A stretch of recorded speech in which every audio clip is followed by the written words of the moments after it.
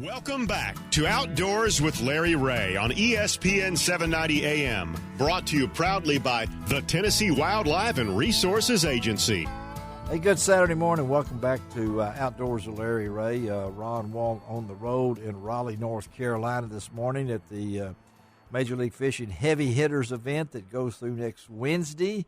And but we're really happy, Ron, to get this young man on with us, aren't you? Because you've seen him in action, and he and his partner, Josh Reynolds, just had a little fun recently. So, Ron, won't you introduce this next guest?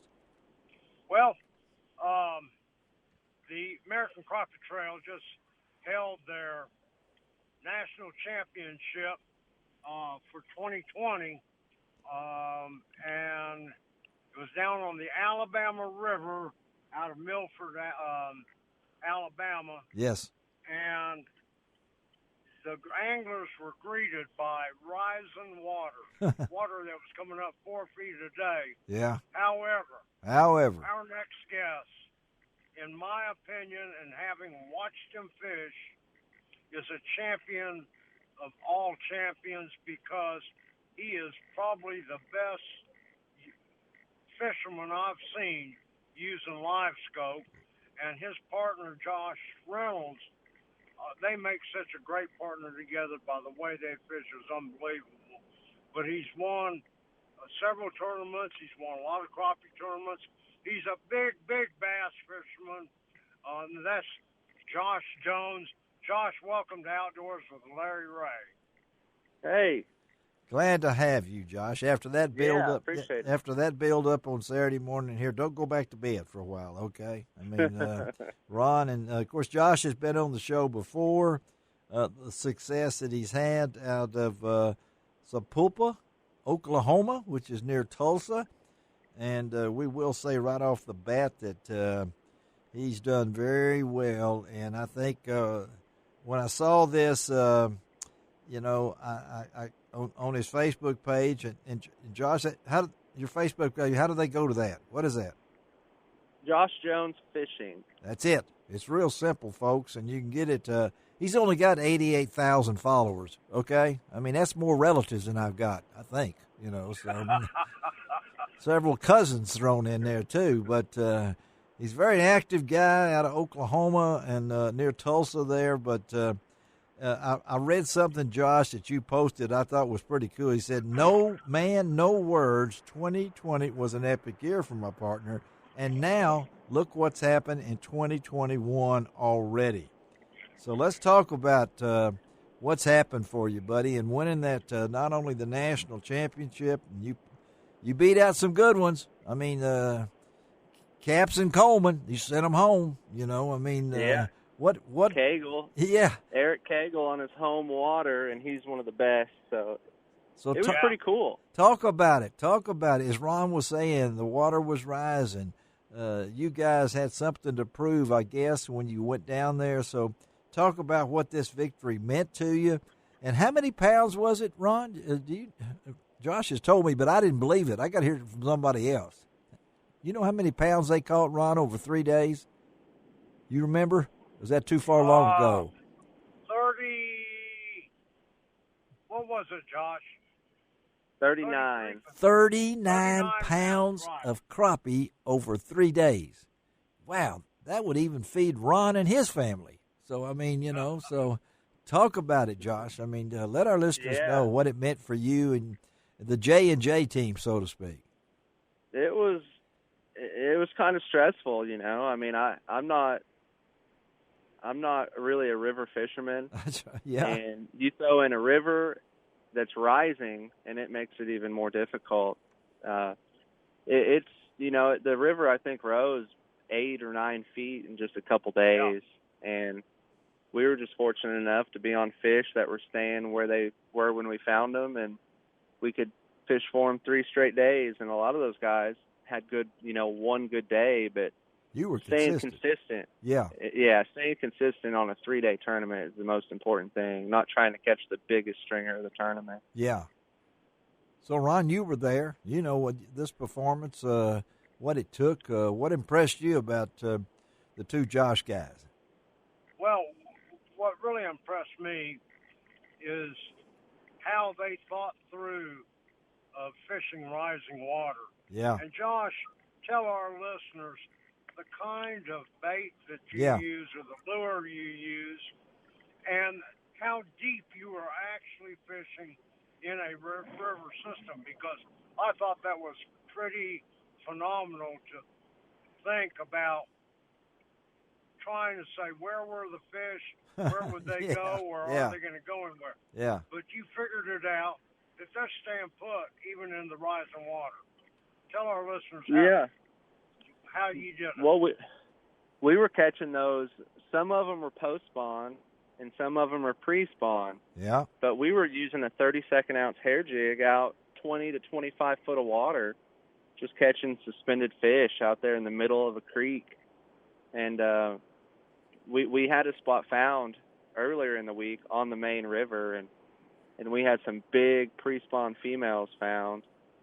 And once the river came up, it just messed all that up. So our plan B ended up winning us the tournament. You know, going into the tournament, I wasn't feeling really confident, but it all worked out. It really did.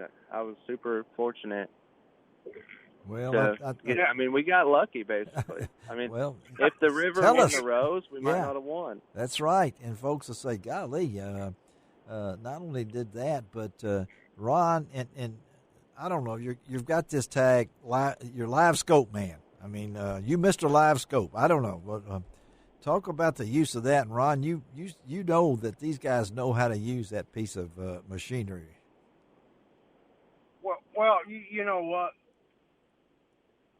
That's a lot of hand-eye coordination. It is, yeah. And Josh, tell our listeners how you use your live scope, because not only do you target fish, but you also put your bait where they should bite it, if they're going to bite at all, right?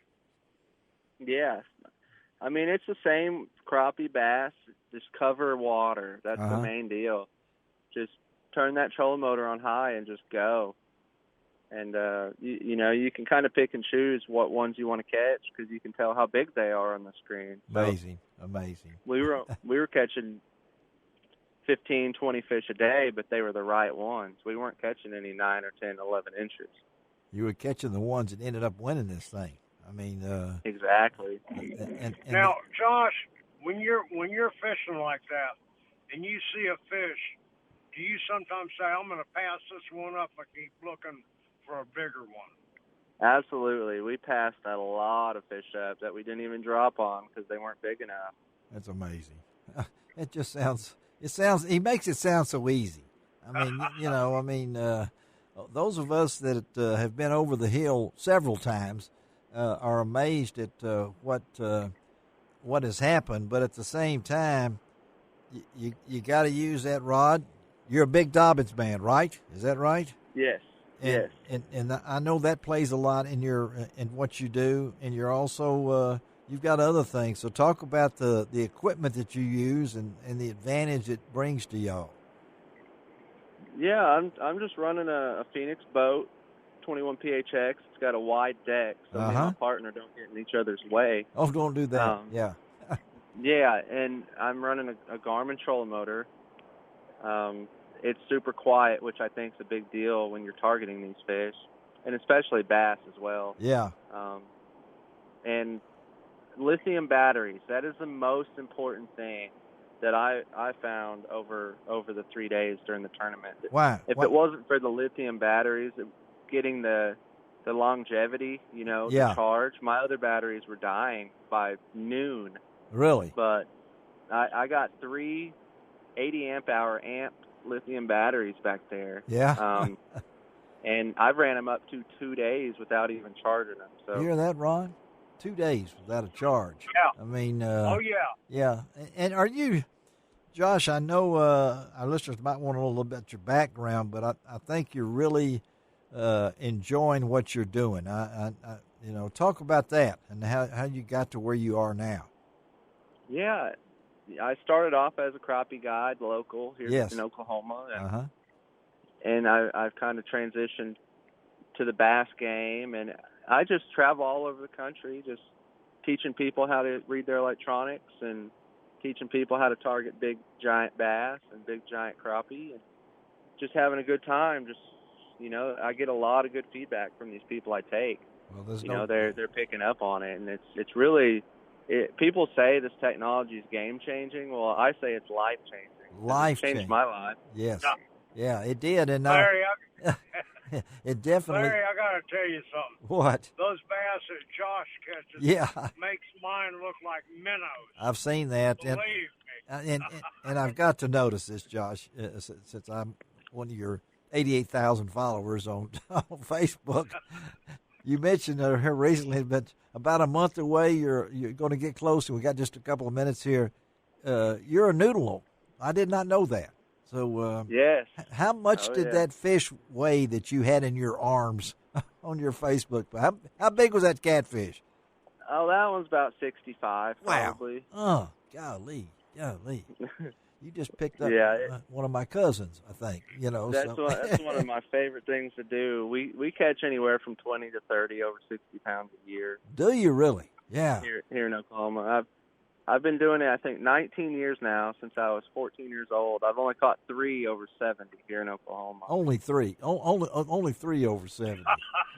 Well, in Texas, they catch 80. Yeah, we're not talking Texas. We're talking Oklahoma. Let's don't get into that. All right, well, go ahead. That's one of my favorite things in the world is noodling big catfish. Well, we let them all go. Well, we just take pictures and let them go. I'm probably going to run that picture and maybe another one on my Facebook page when we announce all this about. But, okay, Josh, how do folks get in touch with you if they want to use your guide service or what? And your Facebook page again so our folks can keep up with you. Josh Jones Fishing. Just shoot me a message. That's all it is, buddy. It's easy. And thank you. And tell your other Josh Reynolds hello for us, too. Congratulations. And, again, we're going to stay in touch, buddy. Okay? All right. Thank you. I appreciate it. Have a good one. All right. Josh Jones. Have a good one, Josh. I will see you at Kentucky Lake. There you go, Josh. All right. He's trailing you, Josh. Watch out for him. Okay? All right. Let's take a break on Outdoors with Larry Ray. Be right back.